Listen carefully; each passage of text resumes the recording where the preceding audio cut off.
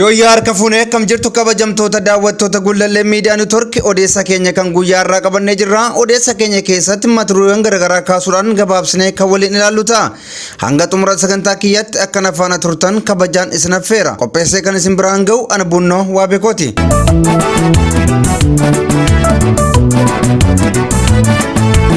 Walwaraansi waraana bilisummaa Oromoo fi loltoota mootummaa Itoophiyaa gidduutti adeemaa jiru ol guddachuudhaan gara sadarkaa sodaachisaa irra ga'ee jiraachuun himame. Wantoota qindeeffan irraa isin biraan geenya.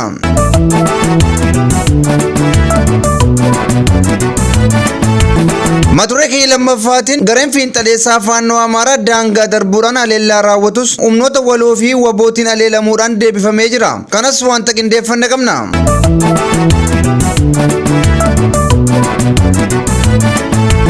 Humnootiin nageenyaa mootummaa maqaa waraana bilisummaa Oromootiin namoota nagaa ajjeesuu itti fufanii jiru. Odeeffannoo arganne irraa isin biraan geenya.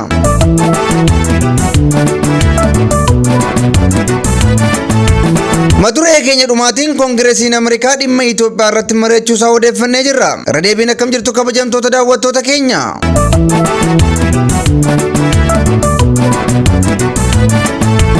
Walwaraansi waboo fi mootummaa Itoophiyaa itti fufuudhaan gara sadarkaa guddaatti ol guddatee jira. Loltoonni mootummaa Itoophiyaa opereeshinii waraana bilisummaa Oromoo waboo irratti adeemsisaa jiranuun waraana bilisummaa Oromoo waboo bira darbuudhaan namoota nagaa irratti haleellaa cimaa raawwataa jiru. Keessumaa torban kana keessa bakkoota garaagaraatti ilmaan Oromoo irratti dararaa guddaan qaama mootummaatiin raawwatamee jira. Walwaraansi waraana bilisummaa Oromoo fi mootummaa gidduutti adeemaa jiru gara sadarkaa olaanaatti guddachuudhaan yaaddoo guddaa uumee jira.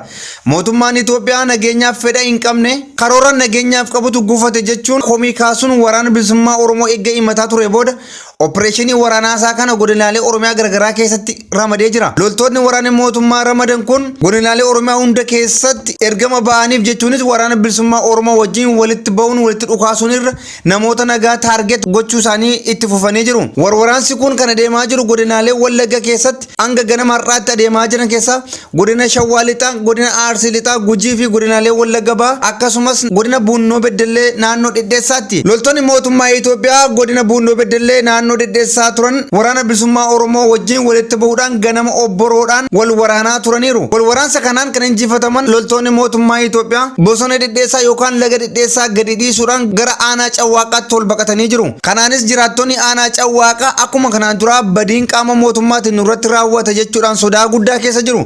Guyyaa irraa kana loltoonni mootummaa magaalaa Dhedheessaatti aleelaman gara aanaa Cawwaaqaatti ol baqachuudhaan hawaasatti makamanii jiru.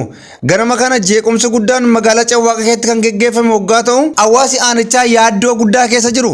Torban darbe keessa waraanni mootummaa aanicha keessatti aleellaa raawwateen namoota hedduu fixuunsaa kan yaadatamu ta'a. Akkasumas naannoo Arsii keessatti wal waraansi kun jabaatee guyyaa har'aa kan itti fufe waggaa ta'u godina Shawwaa Lixaa aanaa Aadaa Bargaatti lolli kaleessa ganama eegale hanga har'a ganamaatti jabinaan itti fufee jira. Kanaanis loltoonni mootummaa hedduun kan adabaman waggaa ta'u meeshaawwan gargaraas hiikkatanii kan waraana bilisummaa Oromootti makamanii jiru. Lola Aadaa Bargaatti ganama irraa raawwate keessa loltoonni mootummaa hedduun isaanii harka kennachuudhaan waraana bilisummaa Oromootti makamanii jiru. Lolli aanaa Aadaa Bargaatti geggeeffame sa'aatiiwwan 48f kan turedha. Gama biraatiin waraanni mootummaa opereeshinii geggeessuuf godina Gujii keessatti adeemsisaa turte otoo milkaa'in hafee jira. Humnoota furgaatuu waraana bilisummaa Oromoo dafanii haxxee hidhuudhaan waraana isaan sakatta'uuf gara qubsuma isaa dhufe kana adabaniiti jiru. Godinni Gujii bakka wal waraansi waraana bilisummaa Oromootii fi loltoota mootummaa gidduutti itti geggeeffamu keessaa ishee olaanaadha.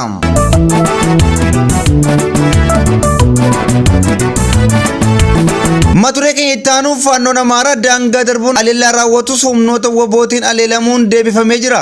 Fiinxaleessonni Amaaraa yeroo garaagaraatti daangaa Oromiyaa cabsuudhaan uummata Oromoo irratti aleellaa raawwachuudhaan namaa fi qabeenya irratti miidhaa guddaa geggeessaa turaniiru. Kanaanis Oromoonni hedduun loltoota adaba maleeyyii kanaan nurraa wareegamee jira. Haaluma kanaan guyyaa irratti godina Shawwaa Kaabaatti daangaa cabsuudhaan Oromoo irratti aleellaa raawwachuuf kan qophaa'e humni faannoo kun humna furgaatuu waraana bilisummaa Oromoo wabootiin aleelamuudhaan bakka dhufetti deebi'ee jira.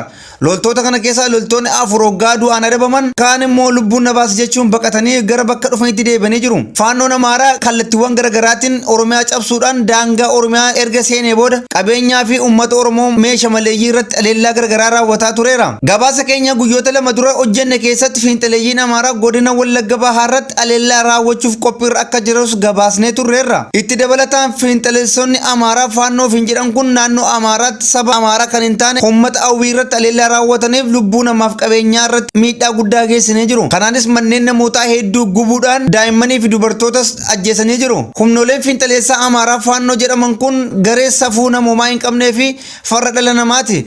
Kanumaan naannoo Amaaraa keessatti saboota Amaaraa hin taane kanneen akka Agawoo, Oromoo, Awwii, Argobbaa saboolee kana irratti haleellaa raawwachuudhaan miidhaa guddaa geggeessaa jira. Gareen kun mootummaa federaalaa Itoophiyaatiin deeggaramee meeshaa gurguddaa kan argate hoggaa ta'u erga wal waraansi Tigraay fi mootummaa Itoophiyaa geggeeffame booda meeshaawwan gurguddaa loltoota sabaan Amaaraa hin taane ajjeesuudhaan meeshaa irraa eeggachuun isaa ni yaadatama. Uummanni keenya Oromoo daangaa Amaaraa jirtan Shawaa Kaabaa, Shawaa Bahaa akkasumas Horroo Guduruu Wallaggaa fi Wallagga Bahaa jirtan garee fiinxaleessaa badii kanarraa akka of eeggattan dhaamsa dabarsina.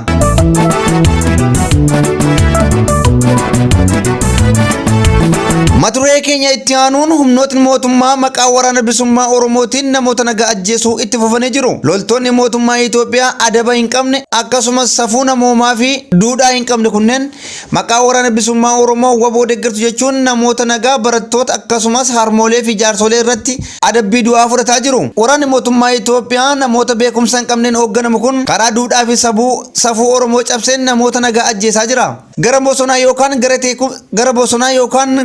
Gara bosonaa yookaan teessuma waraana bilisummaa Oromoo deemuudhaan haleeluuf onnee kan dhabe waraanni mootummaa magaalotaa fi gandoota baadiyyaa keessa deemuun namoota nagaa ajjeesaa jira. Guyyaa kaleessaa barattuu kutaa 12 kan taate obboleessa keetu waraana bilisummaa Oromoo wajjin jira jechuudhaan waraanni mootummaa akka ajjeesan ni beekama. Itti dabalataan Shawaa Lixaatti dargaggeessa tokko guyyaa har'aa ajjeesanii jiru. Dargaggeessi ajjeefame kunis maqaa waraana bilisummaa Oromoo wajjin hidhata qabdu jechuudhaan humnooleen mootummaa naannoo sana turan bakka loltoonni kun jiran nu geessisitu beeka jedhanii hoggaa gaafatan dargaggeessichi hin beeku jedhee hoggaa deebisuuf haleellaa gara jabinaa irratti fudhachuudhaan lubbuusaa dabarsanii jiru. Akkasumas guyyaa irraa ganama dargaggoo addunyaa jireenyaa jedhamu tignoonni mootummaa rasaasatti roobsuudhaan ajjeesanii jiru. Loltoonni mootummaa Itoophiyaa qajeelfama mootummaa isaaniirraa fudhatan hojiirra oolchuudhaaf uummata Oromoo daguugaa jiru. Uummanni Oromoo meeshaa maleeyyii ta'e guyya guyyuutti mana isaa keessatti waraana mootummaa kanaan garmalee ajjeefamaa jira. Kanaafuu uummanni Oromoo qaamoleen nageenyaa mootummaa dararaa isarratti raawwataa jiran kun gadadoo fi dararaa kana jalaa walaboomuuf waraana bilisummaa Oromootti tumsuudhaan yeroo xumuraatiif qabsoo hadhooftuu geggeessuun mootummaa abbaa irree kan ofirraa fonqolchuun furmaata maleessaa jenna.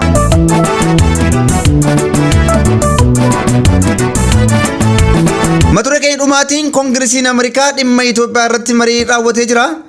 Marii isaa kana keessatti nageenya Tigraay akkasumas waraana bilisummaa Oromoo fi misoomawwan Itoophiyaa keessatti geggeeffamaa jiran kaasee jira. Koongiresiin Ameerikaa kun mariin araaraa mootummaa Itoophiyaa fi waboo gidduutti adeemaa ture Taanzaaniyaatti adeemaa ture gufachuu isaatiin hedduu gaddineerra jechuun ergama addaa kan ta'an Maayik Hamer ibsanii jiru. Akka gabaasa Maayik Hameritti mariin araaraa Taanzaaniyaatti geggeeffamaa ture dhaabbachuu fi gufachuu isaa malee sababa maaliin akka gufate hin ibsin jiru. Dabalataanis naannoo Oromiyaa keessatti wal waraansi qaamota mootummaa fi waraana bilisummaa Oromoo gidduutti adeemsifamaa jiru kun yaaddoo guddaa uumee jira. Akkasumas Itoophiyaan yoo hin tasgabboofne gaanfi Afrikaa nagaan argatu jedhanii jiru. Ergamaan addaa kun Koongiresii Ameerikaatiif gabaasa hoggaa dhiyeessan wal waraansi Tigraay keessatti ture dhaabbachuu isaatti gammaduu isaanii ibsanii haa ta'u malee mariin Afrikaa kibbaatti mallatteeffame guutummaan guutuutti hojiirra hin oolle jechuun komatanii jiru. Akka gabaasa kanaatti loltootni Eertiraa ammallee dachee Tigraay keessa jiru jechuu isaaniiti. Maayik Hamer itti dabaluunis Itoophiyaa keessatti misoomni geggeeffamaa jiru hidha guddicha Abbayyaa malee misoomni biraan biyyattii fayyadu tokkollee hojjetamaa jiru jechuun gabaasanii jiru. Kana malees ulaan galaanaa Itoophiyaan gaafachaa jirtu gaanfa Afrikaa keessatti raafama siyaasaa fi goolumsa uumuu mala jechuun Maayik Hamer sodaa isaanii ibsataniiru.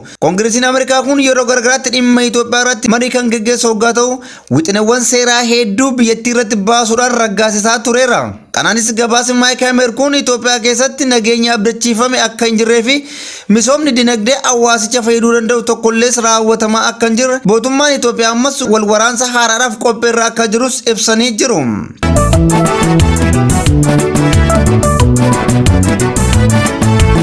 Kabajamtoota daawwattoota keenya odeessi keenya kan guyyaa irratti qabane kan hangasii ture. Isinis toora YouTube Gullallee Miidiyaa Neetwoork subscribe share gochuun nu deeggaraa isiniin jenna. Akkasumas gaaffii fi yaada yoo qabaattan karaa imeela keenya gullalleemiidiyaa@gmail.com ergaa keessan yookaan gaaffii qabdan nuungaa isiniin jenna. Waan nu dhaggeeffattaniif galatooma.